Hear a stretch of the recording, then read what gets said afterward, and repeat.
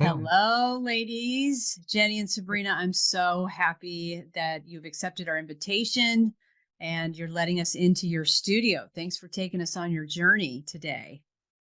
Well, thank you very much, Jody, for including us in your journey. Oh, absolutely. I adore you too. And as I was thinking about your work, most recently, I found a quote and I wanted to read it to you because I think this is how I relate myself to your work. And I'm hoping it will give others a position to step into your work as well. It goes like this. It is from Lama Alone, and it starts out, the loss of feminine qualities is an urgent psychological and ecological issue in modern society. It is a painful loss in our emotional lives and a disastrous loss for the safety on Earth. Wow. That's very profound, very articulate. And we have to say we agree wholeheartedly. Awesome. Awesome. You two have always spoken about the wisdom of women in your work. And I'm going to take a moment and pull up an image of your work. Here we have IC series. And as we start talking, you have your sculpted metal and your glass. But I was hoping the two of you could just take us on your journey as you talk about the wisdom of women, particularly in this piece. I'd like to talk a little bit about the origins of the form, and then we can talk about our philosophical concept behind that. All of those lines in those eyes are steel cut from large-scale steel pipes, some as large as 24 inches in diameter. So the composition of the two eyes is about 36 inches across. The eyes revealed themselves to us on the metal table when we were working on another series involving the empowerment of women. And we were embellishing glass lenses with metal compositions. Very much our work entails a jewelry quality that is unintentional, but it seems that inevitably we finesse it to where people see an image and think it may be a brooch. It might be 6 feet by 4 feet, but it still is read as a brooch in the image. So the eye slowly revealed itself on the table when we were pushing these metal ribs around. It took about 15 or more iterations over the course of 2 years to minimize the line and create a singular eye. The intent was, with all of our work, is we go in wholeheartedly, and as we mature the design, we minimize to where only the minimal amount of lines exist to translate, communicate the emotion or feeling. So that's the origins of the metal, which would not have come into being unless we were doing imagery in glass. Your viewers may not be able to see, but in the lenses of those two eyes, and the pupils are a pair of soaring gannets, birds, which is our nod to the seers. And this work then led to another series, which is called the Witness series. And that has to do with photography and us just recording what's going on around us. Say the fires, the smoke from the fires in Canada that affected Seattle. Maybe, was it 4 years ago the first time that happened?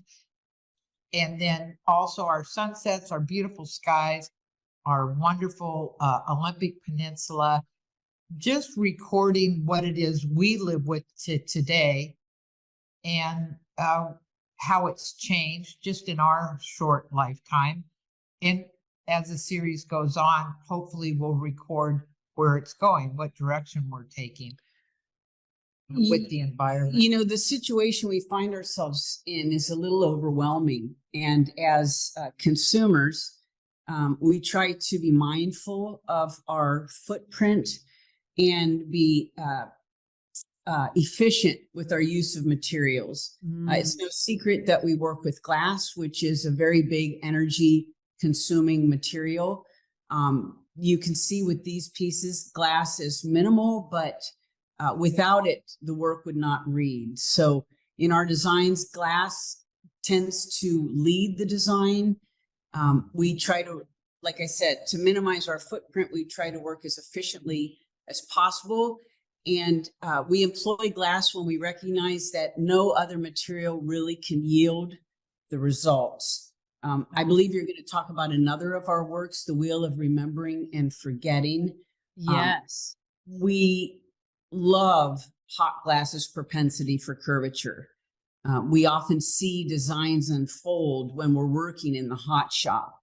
It would be almost impossible to get the grace of these compound curves in another material as efficiently and quickly as we can once we get our chops on in the hot shop. Right. There's definitely some line economy happening. Like you are so minimal yet graceful in this form, particularly, as well as the eyes, as well as I see. Curvature seems to be a common denominator within our more back to the wisdom of women and our great Mother Earth. Curvature and fecundity, baby. Let's bring it. Let's bring it. So in order to discuss the composition that you see here, the Wheel of Remembering and Forgetting, which is almost 3 feet in diameter, Sabrina was going to take us on a journey of how we arrived at our bird form. Let's do it. Okay. Well, for Jenny and I, the heron is a type of talisman. Whenever we have a significant encounter with a heron, it seems we have good luck. We have a good time. They seem to appear at times of great change in our horizons. And joy. So we were working on this form, our interpretation of what a heron would look like in probably 99. And with its long neck. With the long neck going forward. And the heron, if you look at it carefully, well, not even that carefully, there's a compound curve in the neck of the birds. And that was kind of difficult for me to create in the hot shop. I like to let the glass kind of flow the way it wants to, because glass wants to be round and it's curvy and it's got all those elements in it. So we took a journey and we became aware of a bird looking back, which is common throughout indigenous peoples around the world. For instance, Native Americans often will show a raven or a crow looking back. Birds do this all the time. So anyway, we were greatly... Our journey was to Ghana in 2000. Right. And we came upon a symbol. The Adinkra symbols, which is the Akan culture. The Akan culture in Ghana. And it's a collection of different forms that represent language. It isn't a language, but they represent meaning and language. And so this particular form is called Sankofa, and loosely translated, it means if there's something in your past worth remembering, don't be afraid to go back and get it. And we loved that. We absolutely loved that whole idea.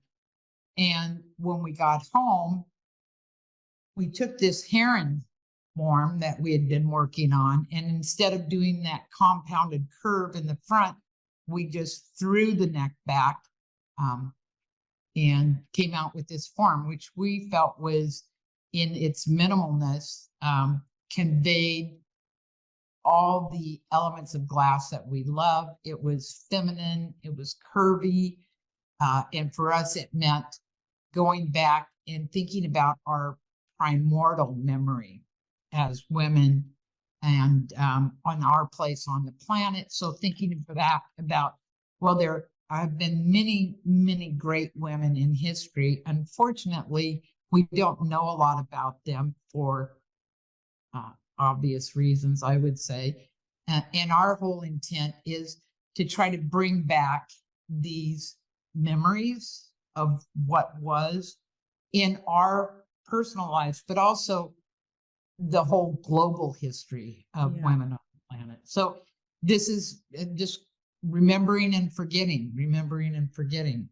Well, and we believe that the majority of indigenous cultures, our ancestry leading forward, had a much more balanced, egalitarian, if not matrilinear, matriarchal culture, which focused more on cooperation, collaboration, which ultimately was a sustainable lifestyle. Our culture's emphasis on consumption, to the point of telling us this is a sustainable economic practice. These kinds of mythologies that we have been fed and absorbed really go against all human common sense.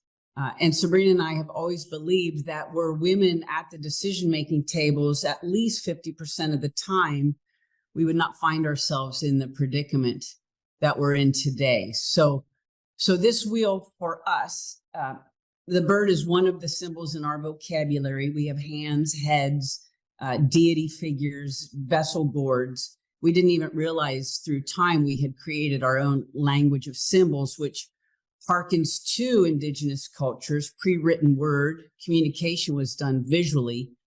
So the bird became another one of our symbols. So the whole of this composition for us is like a portal to ancient memory and wisdom for healing and sustainability of all life on the planet. We're all interrelated, as all the great indigenous wise ones knew or know, and our culture has failed to listen over and over and over again. Jenny and I also like to tell stories with our work. And some of those stories are in our mind, our own mind, stories that we've come up with of just ideas of, well, maybe this represents this, because in prehistory, there's no written word. So, I mean, there's a lot of evidence that archaeologists and anthropologists draw from to create their narratives. And so we just decided to be, I don't know how you say it. Anyway, we just storytellers. We'll make up our own history. Right. Well, we believe, intuition, just a connection to our ancestry.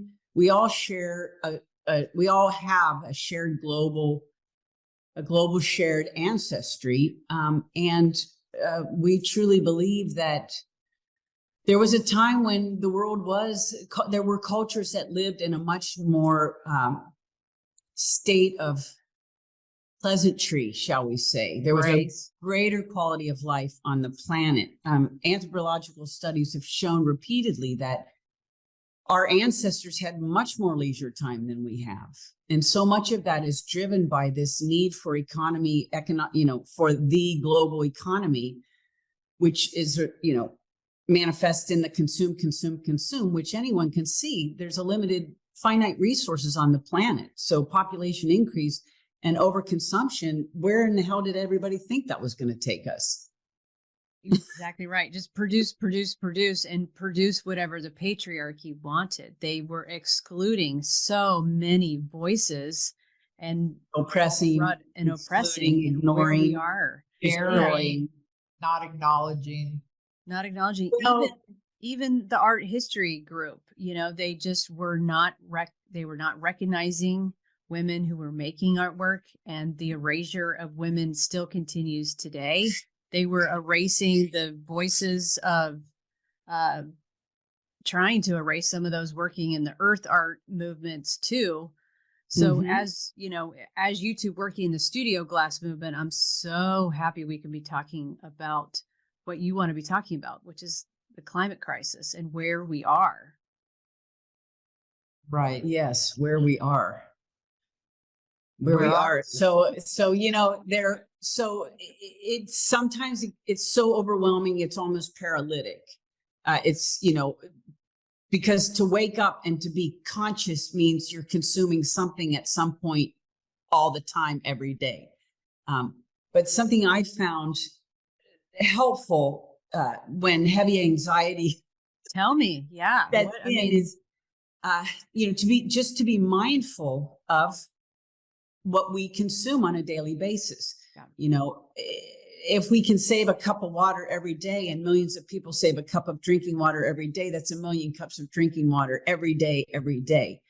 So even if we can't alter our behavior dramatically immediately, Yeah. our awareness of what we consume, are we running water while we brush our teeth kind of thing, where everybody has access to that kind of mental capacity.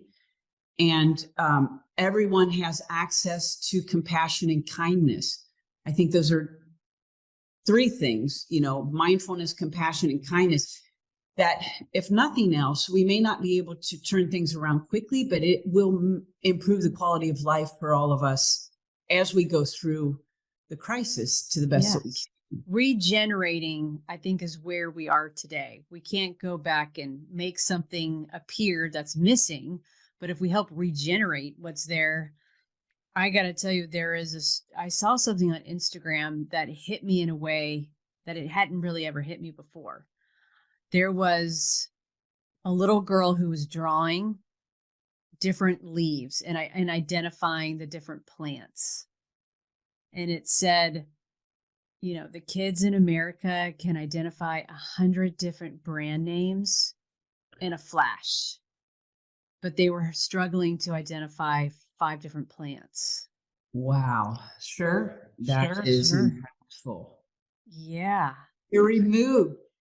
That's you know, in our neighborhood, we have the annual block watch meeting. And you know, the first time I went, I was so amazed by all the children in our neighborhood, because you never see them. They're never outside. You know, and of course I'm from a different generation. So that's all we did was go outside unchaperoned. You know, we were crazy and wild, but you could get away with that stuff in those days, because the fear factor, you know, somebody's going to snatch you off the road, wasn't quite as bad as it is now, but it was still there. But we were just, you know, we were out of doors all the time. And these children that live in our block, I'm like, what do they do all day? Well, I know they're at school for a while, but then, you know, what about after school? So I guess they're just inside on their devices, and they don't identify trees because they're not in trees. They're not in them. Right. And you two live in West Seattle, which is a gorgeous part of a major metropolitan city with views of the Olympics for miles. Right. We're so very surprising. fortunate. We're also excited to say that we planted 41 trees on our little plot of property. It's a bit overplanted.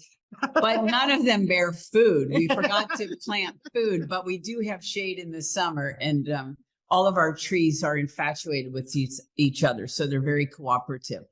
Trees are kind of a metaphor for the feminine principle of cooperation, collaboration. Oh, absolutely. But you know, Jody, we do live in such a remarkable time, in the sense that there are people really advocating for free range kids. I just looked up Lenore Skenazy.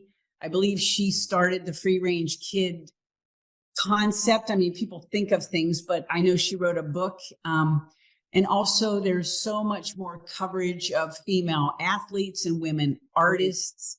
I think maybe the younger generations will be better than this than our generation. But one thing I see is I still have a hard time recalling female names. And I think that's something I would call on all people to do, is to remember their names. So we read about an incredible operatic singer who didn't get her due while she was alive. And now we're talking about her, and I'll turn to somebody at the dinner table and say, you know, there was that woman and she was just awesome. And I can't remember her name. And I think that's education, the way I was educated. that women were always secondary. Our achievements were never in the forefront. They were always, oh, okay, that was on the side. Well, So, and putting women into a slot. For instance, I just read, and of course I can't remember exactly what country it was in, but there was a archaeological dig and they found a warrior buried they assume it was a warrior because they were buried with weapons. And for many, many years, it was just assumed this was a male because it was a warrior, weapons. But they've done DNA now with science, and actually it was a female. So, these roles women have occupied throughout history, but it's the remembering and the acknowledgement that's lacking. So we don't know, because a woman warrior wouldn't fit into the narrative of what a woman should be in our Western world that we occupy.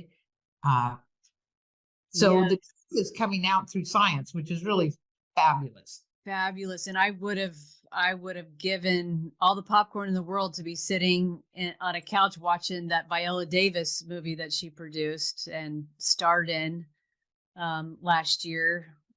I'm just COVID brain. I'm just going to forget the name of that movie, but it was about women warrior. Oh, okay. We didn't see that movie. I am a movie goer too, but I did not see that. So, then there's still time for my dream to come true. There is. There is. And it all goes back to the climate crisis because, it is the women who perpetuated human life, for better or for worse. We're here today because of millenniums of females and their bodies and their philosophies and their tenacity and their strength and grace and wisdom that brings us to this point today. And just yesterday, I think we were listening to an interview with Kat Bohannon, who's releasing a book called Eve, How the Female Body Drove 200 Million Years of Human Evolution. Love it. She basically articulates everything that so many people are becoming aware of. It's as if we're awakening to what we have forgotten. What we have forgotten is killing us. So, better late than never. So despite the difficult news on a daily basis of what's happening climate-wise and the suffering of every living thing on the planet, there are some really optimistic and positive things. And I think it's important that we all remind ourselves of those as often as possible so we don't fall into a despair and hopelessness and, oh, whatever, why should I try? It's over. I don't even want to participate. Yeah. So I wanted to share too on the education and how we can help educate. I have brought on some own educational meditation practices of my own. And on my altar, I've started collecting the quarters from the U.S. Mint because they started the women's program. And so on the reverse side, they're putting and giving homage to women throughout history. So the very first one that I picked up was the Maya Angelou one. Oh, nice. We had the opportunity to see her at a town hall meeting in Seattle, probably 10 years ago now. But we've always appreciated her philosophy, her writings. She's been an inspiration for everyone, really, who is aware of her. Absolutely. And I got to tell you, you two are such a huge inspiration for me. I've always admired your work for the last 20 years that I've been looking at it. But just to give some context, you two started making artwork when women could just start getting credit cards, 1974, 1975. And you two were just living your creative spirit and making it happen in a time when it was really hard. And you chose the medium of glass, which is pretty much got awfully expensive to begin with. And you have to have a ton of equipment to do. I just commend you for keeping that creative spirit alive every single time you got told no, or every single time you got told you can't do that. You just have done it. Here's the thing, Jody. You don't get told no. You just don't get told anything. Oh, I hope Okay. everybody That's hears that's that. more, I think that's more the way it works. You're just not part of the conversation. You're not included for whatever reason. And you can't, Because you were secondary. You You- were always secondary. but you can't internalize that, because it will, crush your spirit or lead to despair and helplessness. yeah. Yes. So you just Yeah. go Which has through never life helped like kind of anyone. La la la. Right. Well, Well, here we go. your It really voice helped that matters. we had And each I've, other. pardon? It really helped that we had each other. Yes. Because it seemed like we were able to offset each other's moments of despair and helplessness. So if one of us was feeling, left out or overlooked or, exhausted, the other one Yes. seemed to be the buoy to keep it going. So, highly advocate for, collaborative lifestyles, much less artwork, truly collaborative, fully Yeah. supportive to help each other evolve to the best we're supposed to be in this one lifetime we get.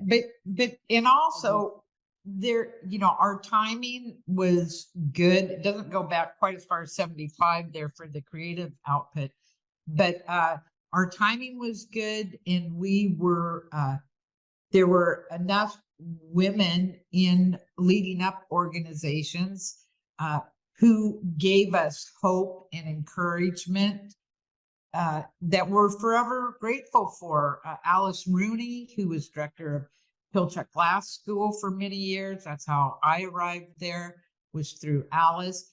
And she was always very encouraging. She was very truthful, which was sometimes painful, but she was honest, and not in a cruel way, but in a positive critique type of way. And there have been other women in positions where they have reached out and lent a rope to climb up on, or so that has to be acknowledged. And then also the wonderful female artists working in glass specifically who came before us, Yeah. which was always gives you hope in your endeavors. We've never sat around and complained about how unjust are those issues. We've never done that. We just have an idea and we're like, well, why can't we? Why can't we do it? And then we go forward and you do what you can do, and you do it for as long as you can until you decide that you don't want to do it anymore for whatever reasons, and that's also valid. Mhm. I think people can get burnout or tired of swimming upstream. And that's fine to say, hey, okay, let's take a break here and let's not even think about that. Let's just keep pushing forward and see what happens. Exactly right. So If you don't push forward, you don't know where that edge is. So and it's also, I think it's good to not get too deep into the ideas that other people have put out there before you that say you have to stay in this lane, or this is what's expected, or this is what you're going to be able to do because these are your limitations. We all have limitations, and we all have great potential as well. So it's in the mind. yeah. You have to have the mindset first and foremost. But for us, I think it was, for me personally, on my end of it, I just love the material of glass. And because I love the way it moves. And it's a kind of magic, alchemy, that there's this material that's hot and soft and, malleable and works really well with gravity. And then it come out and it's like this hard, strong, almost sometimes brittle substance. So going from this soft flowing to this hard, rigid, but to be able to maintain going from the hot flowing, which is the most beautiful glass will ever be, right? To have that somehow transfer to the cold stillness of glass. have that fluidity transfer over into the cold stage is a goal of ours, I would say. What do you think about that? Yeah, to maintain the sensuality once it's no longer in its malleable form. Yeah. So I do love the material. It's and Jenny and I have been working with it for a really long time now, and we still haven't mastered it. It's a skill. So it's like anything, the more you do it, the better you get, and you concentrate on particular forms. Yeah, and you've changed your forms. You've done the yes, wheels. we have. We changed our whole, from we call our signature work when we first started collaborating together to what we're making now. There is a line through it. If you know us and you know our work well, you can see that line. But if you're a novice coming in and you see the signature work and you see, for instance, the Witness series, I don't know that you would know that we're the same people. We introduced photography. We worked for years to get photography into blown glass. Yes. That was an exceptional journey. We spent thousands of dollars on classes and equipment, trial and error as efficiently as possible in the hot shop. We got residencies to do some experimentation. And so as we pursue our work, we are storytellers, poet, feminist storytellers first and foremost. But our compositions have definitely changed, and we're integrating original imagery and text and figuring out delivery venues for how to bring those elements to the public, and how to create compositional works that are engaging and also have some mystery. Right. We're much less should I use the word like didactic about what our work means now that we're older? We invite the viewer to get closer. Some of our newer work requires a little more intimacy, proximity, and create your own story. There's a lot of emphasis on memory also.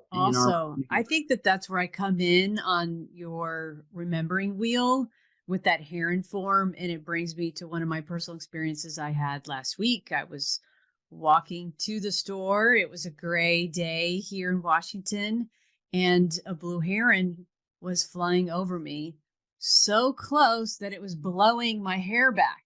Wow. You had a major heron encounter. Yes. Enviable.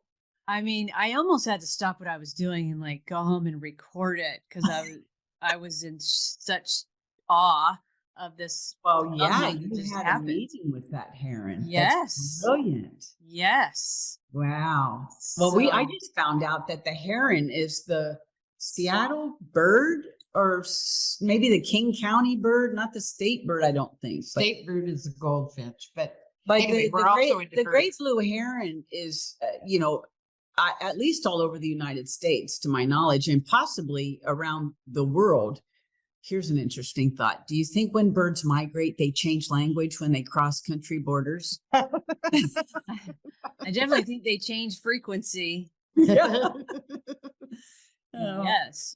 Anyway, well, that's really what a cool heron. It was. I wish I was in Seattle to come see what you guys were up to tomorrow, because I heard you're blowing glass. Are you working on a future project? Is there anything you can? Well, you're not going to believe this. We're working on a commission, actually. For a bird wheel. Are you kidding me? It's really right now. We are working for two excellent, wonderful women, and we're constructing a bird wheel for them. We're creating a bird wheel. And so we go into the shop and we create, a few more birds than we need. And then we call the birds to create the compositions. So we're right in the midst of that project. We're blowing down at Patrick Cahill's Area 253 in Tacoma. It's a wonderfully run shop. He runs a beautiful shop, and we can go in there for 4 hours. It's a private shop. So it's great because, after lunch, we're exhausted anyway, and we can just go home. We don't have to go back in the shop. And we've always accessed either, private or public shops. We've not run our own hot shop because our work requires so much work outside of the hot shop, that we would not be able to be efficient with the kind of gas consumption. But we access public access, and that way we're participating in a community experience. That works really well for the way we work. Other artists are more focused on glass exclusively, so they have different techniques for working too. Yeah, your inventiveness just astounds me. I love your creativity, and I just want you to know that your voice matters, and I'm looking forward to all your future projects. Thank you very Thank much. you so much for being here. Okay.